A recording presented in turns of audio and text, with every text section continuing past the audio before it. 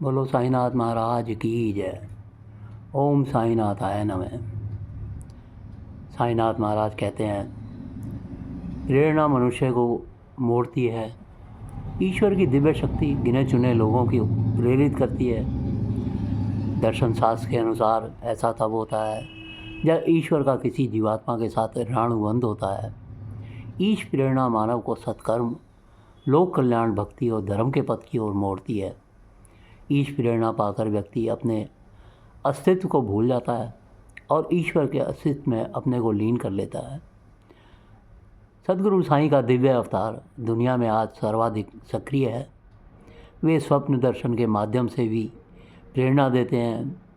कई लोगों ने अपने कानों में भ्रमर की गुंजश की तरह साईं की आवाज़ भी सुनी है, जो आदेश निर्देश देकर अनंत में विलीन हो जाते हैं।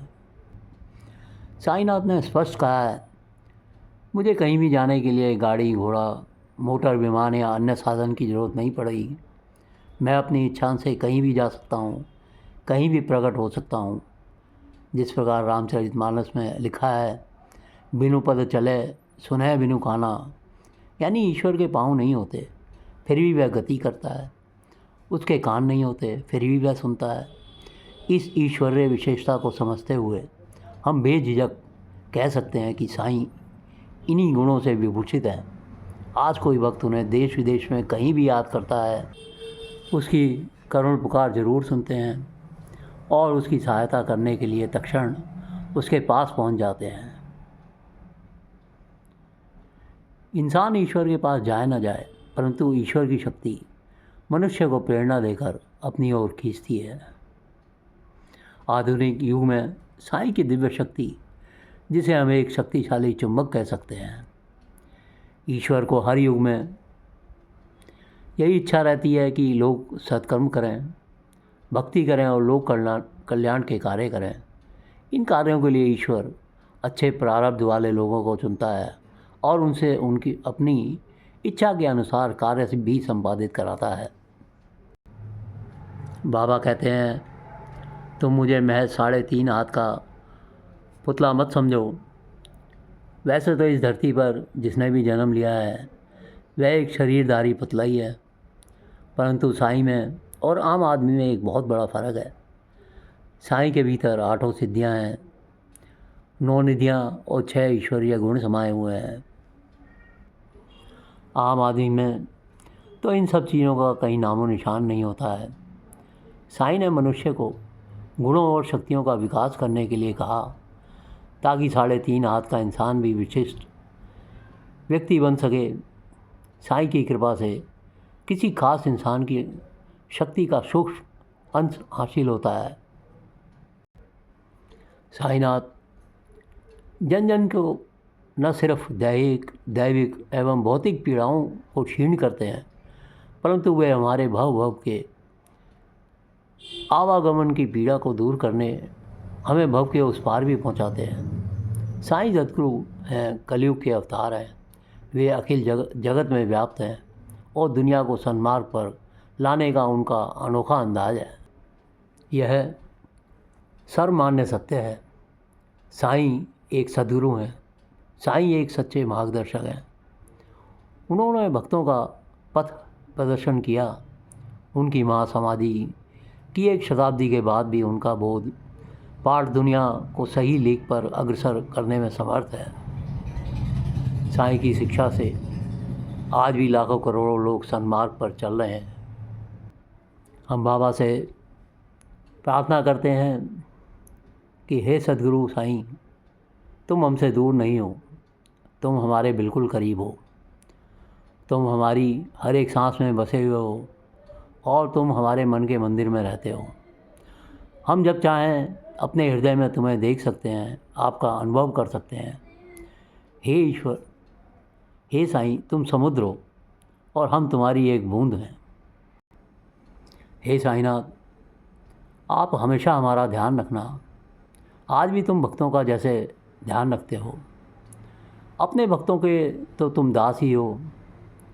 तुम उनका हर कार्य पूर्ण करने के लिए अपना सहयोग देते हो। हे परम शक्ति, तुम सदा हमारी धड़कन बनकर रहना। भगवान श्री कृष्ण ने भी गीता में लिखा है कि हर प्राणी में मेरा ही एक अंश है। भगवान कहते हैं हर प्राणी में मैं आत्मा के रूप में हूँ। इस दुनिया का मैं सृजनकार हूँ। मेरी कृपा से धरती पर प्रतिदिन हजारों हजार लोग पैदा होते हैं। यदि उनमें से गिने चुने कुछ लोग भी मेरे निर्देशों का पालन करते रहें और मेरे पथ का अनुगमन करें तो वे भक्त बन सकते हैं, भगवान की कृपा पा सकते हैं, कृष्ण की योग्यता उनमें आ सकती है। फिर इस धरती पर कहीं कोई अत्याचार नहीं होगा, अनाचार और शोषण का साम्राज्य नहीं होगा।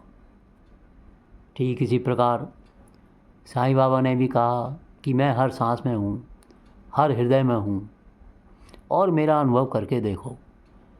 तुम जब भी जहाँ भी मेरा अनुभव करोगे मैं तुम्हें वहीं खड़ा दिखाई दूँगा। तुम वही हो जो मैं हूँ। तुम और मैं अलग अलग नहीं। तुम मुझे जिस रूप में देखना चाहते हो मैं तुम्हें उस रूप में दिखाई दूँगा।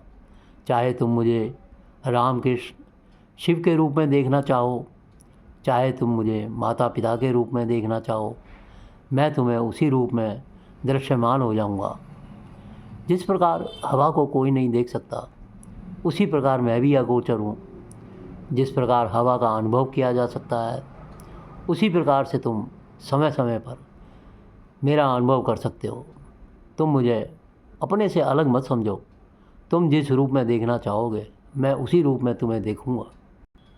प्रिय भक्तों, ये मनुष्य जीवन में विपरीत परिस्थितियाँ ज़रूर आती हैं।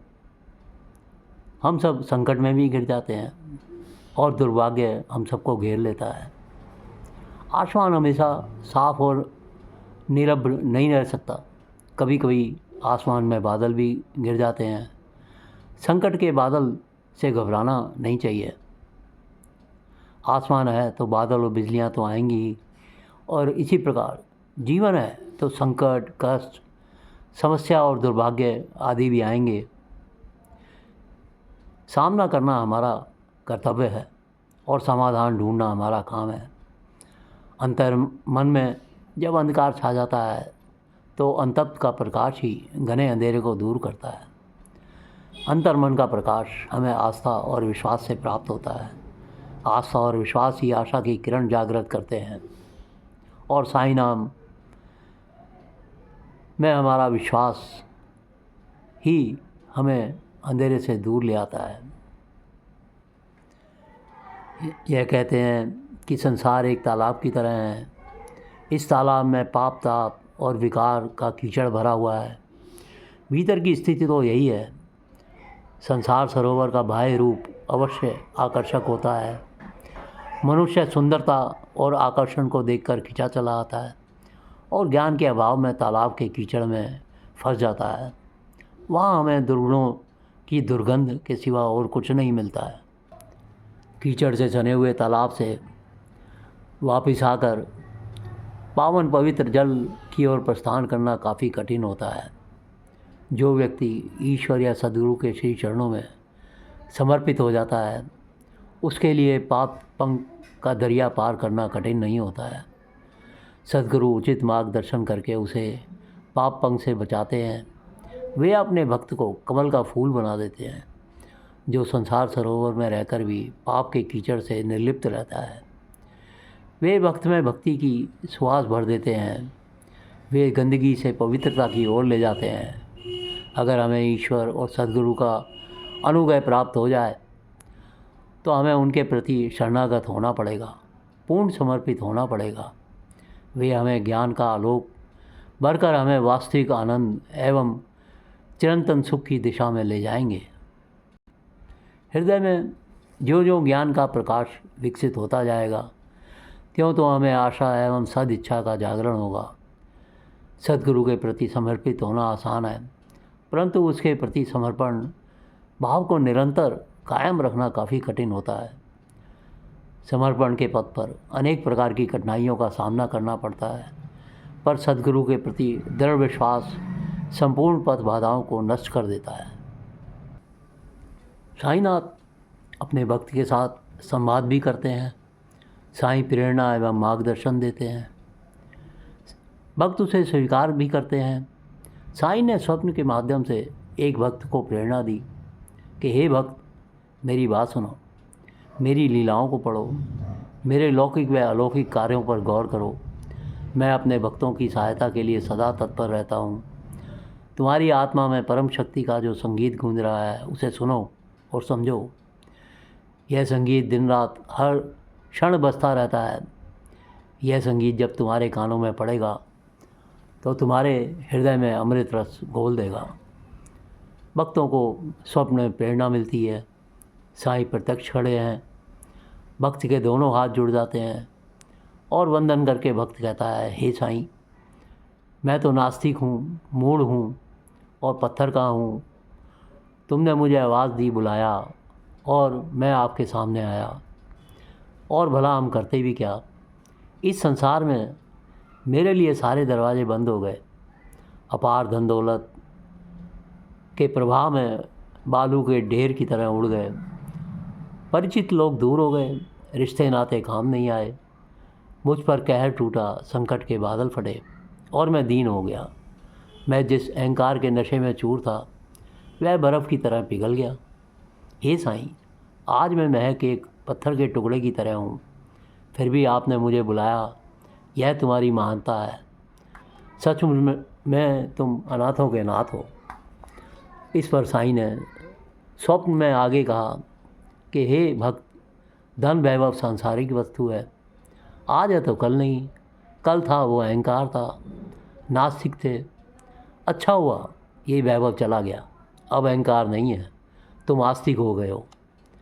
ऐसा समझ लो, कल तुम गहरी नींद में सोए हुए थे, आज तुम नींद का त्याग करके जागृत हो गए हो। तुम भाग्यशाली हो। तेरी तकदीर खुल गई है और तुम्हारे भाग्य जग गए हैं। बाबा कहते हैं, मैं तुम्हें वह वस्तु दूंगा जो मैं किसी किसी को ही देता हूँ, और वह वस्तु है आध्यात्मिक ज्ञान। यह तुम मुझसे प्राप्त करते जाओ और दुनिया में उसे बांटते जाओ। यह एक ऐसा धन है जो वितरण करने से और अधिक बढ़ता है। तुम दुखी संसार को सुखी बनाने का प्रयास करो। साईं के यह वचन सुनकर भक्त ने कहा, हे साईं, तुम भक्तों के माता पिता हो। तुमने मुझे पुत्र के रूप में स्वीकार कर लिया है। दुनिया ने मुझे ठुकराया, लेकिन तुमने मुझे गले लगाया और मैं धन्य हो गया। तुमने साईं ना जाने क्या मंत्र फूका, अभक्त भी तेरा भक्त बन गया। तुमने मुझे साईं नाम की एक डोर थमा दी, जिससे दूसरे इंसान भी शिखर तक पहुंच सकता है। साईं, तुम मुझे क्या मिले? मुझे तो चिंतामणि रत्न मिल गया। तुमने तो मुझे ईश्वर का स्वरूप समझा दिया। मैं किन शब्दों में बाबा आपका आभार व्यक्त करूं? ऐसा कहकर साईं साईं नाम सुमिरन से ही भक्त का जीवन धन्य हो जाता है। प्रिय भक्तों, साईं बाबा के उपदेश, उनकी लीलाएं, इसी प्रकार हम आने वाले वीडियो में सारांश में बताते रहेंगे। साईं साईं का नाम लेते रहें। चैनल में अगर रुचि आए तो सब्सक्राइब ज़रूर कीजिएगा, लाइक और शेयर कीजिए। बोलो साईनाथ महाराज की जय।